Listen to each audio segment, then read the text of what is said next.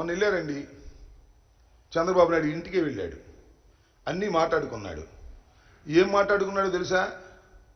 సీట్లు, నోట్లు. పాపం ఉదయభాన్ అయితే ఓన్లీ నోట్లే. మన యాంకర్ అయితే పవన్ కళ్యాణ్ గారికి నోట్లు, సీట్లు రెండు కావాలి, రెండు మాట్లాడుకున్నారు. అప్పుడు అన్న ఆయన అన్నాడు. ఇప్పుడు ఒకసారి అన్నాడు, ఇప్పుడు అన్నాడు. రేపు వెళ్తున్నాడట అక్కడికి. చంద్రబాబు నాయుడు గారి ఆహ్వానం మేరకు కిరాయి తీసుకొని యాంకరింగ్కు వెళ్లే స్థాయికి దిగజారిపోయినటువంటి జనసేన అధ్యక్షుడు పవన్ కళ్యాణ్ గారు గుర్తించమని మనం చేస్తున్నా. రాష్ట్ర ప్రజలను గుర్తించమని మనం చేస్తున్నా. జన సైనికులను గుర్తించమని మనం చేస్తున్నా.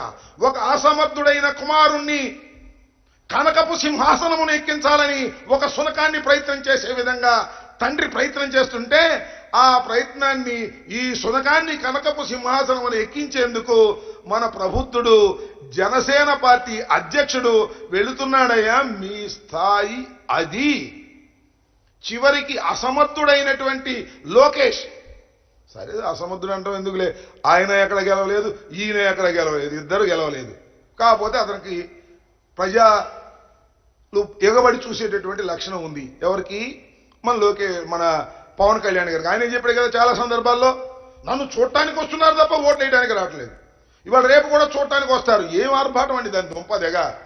స్పెషల్ ఫ్లైట్లో, స్పెషల్ ట్రైన్లో, స్పెషల్ బస్సులు, కారులు, స్కూటర్లు మొత్తం దించేశారు.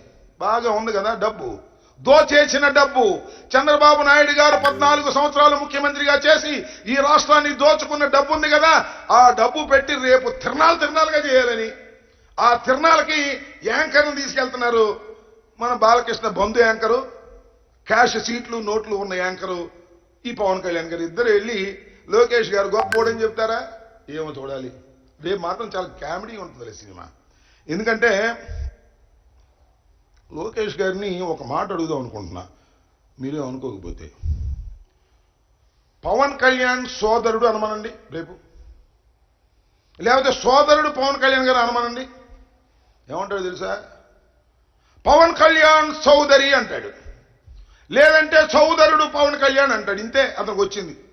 అతనికి సోదరుడికి సోదరులకి తేడా తెలియనటువంటి ప్రబుద్ధుడు రేపు విజయ యాత్ర చేసుకుంటే, ఊళ్ళో పెళ్ళైతే కుక్కల కడావిలాగా అందరూ వెళ్ళేటటువంటి ప్రయత్నం చేస్తున్నారు. దీన్ని గమనించాలని మనవి చేస్తున్నాను. రాష్ట్ర ప్రజలు తెలుసుకోవాలని కూడా మనవి చేస్తున్నాను. చరిత్రలో ఇది ఒక ఫెయిల్యూర్ అయినటువంటి సినిమాని రజతోత్సవంలాగా చేసుకుంటే సెక్స్ అవుద్దని భావించేటటువంటి ఒక మ్యానిపులేటర్ తండ్రి చేస్తున్నటువంటి ఒక ప్రయత్నంగానే దీన్ని భావించాలి. మొత్తం జరిగినటువంటి యువగణం అంతా కూడా అట్టర్ ఫ్లాప్ షో, అశుభాలతోనే జరిగినటువంటి షో అని కూడా మనవి చేస్తున్నాను. దాన్ని ఏదో పైకి తీసుకొచ్చి లోకేష్ బాబుని పెద్ద నాయకుని చేయాలని తాపత్రయపడుతున్నటువంటి సందర్భంలో చివరికి యాంకర్గా తయారైనటువంటి పవన్ కళ్యాణ్ని చూస్తే కొద్దిగా జాలి వేస్తుందని ఈ సందర్భంగా రాష్ట్ర ప్రజానీకానికి విన్నవిస్తున్నాను. చివరికి వెళ్తాడా రేపు? ఏమో,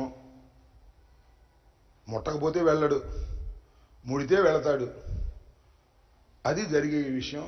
నయ్యి సయ్యి రెండు పెడతాడైనా.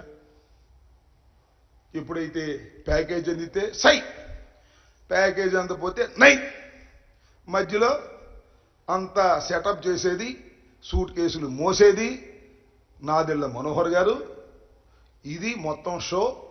చివరికి జనసేన అనే పార్టీ ఏ స్థాయికి దిగజార్చారు అంటే, లోకేష్ బాబుని కనకపు సింహాసనం ఎక్కించడానికి ప్రయత్నంలో భాగంగా జనసేన ఉపయోగపడే స్థితికి దిగజారిపోయినందుకు జన సైనికులు ఆలోచించుకోవాలని ఈ సందర్భంగా నేను కోరుతున్నాను. ఇంకా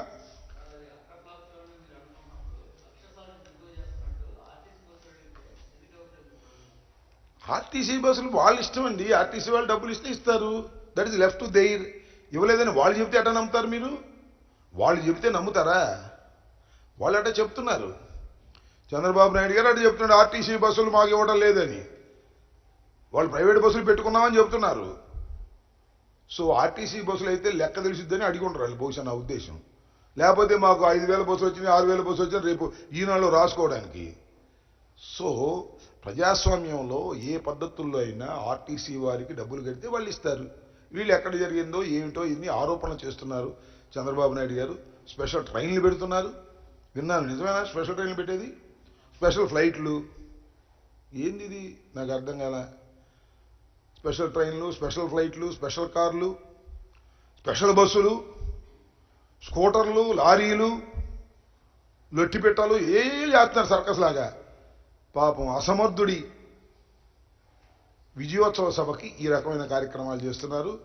ఇది చాలా నీచమైనటువంటి వ్యవహారం అని ఈ సందర్భంగా చెప్పదలుచుకున్నాను.